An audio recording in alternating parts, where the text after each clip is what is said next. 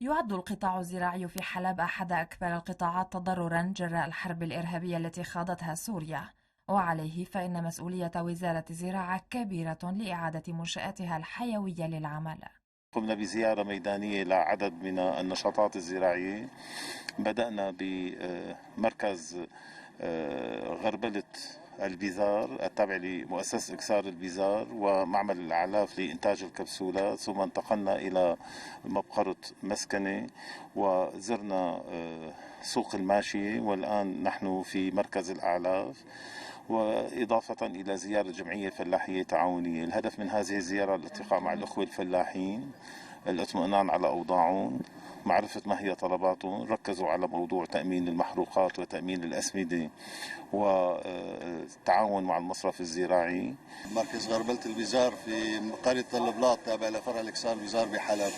المركز حديث وتم إنشاؤه بعد ما دمر الإرهاب المركز القديم، والمركز يعني مؤتمت وحديث بشكل كامل، بيأمن طاقة إنتاجية حوالي 10 طن بالساعة، ليأمن البزار المغربل المعقم للأخوة المزارعين في محافظة حلب، وندعم المحافظات الأخرى اللي ما عندها مراكز شغالة. تم رصد حوالي 6 مليار لإعادة تأهيل مجمع وآخر مسكنة في 7/1/2018. كمرحلة أولى قمنا بإبرام عقود وتجهيزها بقيمة 2,233 مليون. في المرحلة الثانية بعد زيارة رئيس الحكومة 22/2/2020 تم رصد حوالي 2,115 مليون.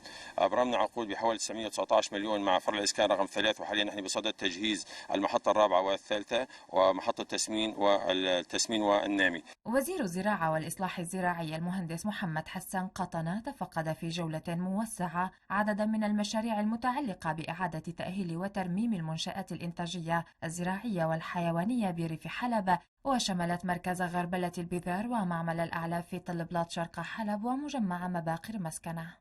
وفي سبيل تفعيل أكبر لقطاع الدواجن في حلب، تفقد الوزير أعمال الترميم في منشأة دواجن الزربة المحررة جنوب حلب. عدد الهنجارات المتواجدة في منشأة دواجن الزربة هلا هي حوالي 37 هنجار، لكن نعكف الآن بموجب العقد اللي تم إبرامه بين منشأة دواجن حلب والشركة العامة للبناء والتعمير لإعادة تأهيل 7 حظائر، 3 حظائر لتربية دجاج البياض، 3 حظائر لتربية دجاج الفاروج، وبالإضافة إلى حظيرة رعاية بياض. وزير الزراعة خلال جولته الشاملة قال أن مجموعة من المشاكل تعترض العمل الزراعي، منها تأخير في إبرام العقود أو تنفيذها، لكن أعمال الوزارة في مجال تحفيز القطاعات الزراعية ستكون شاملة وستبدأ بشكل مباشر بعد نهاية الجولة الاطلاعية.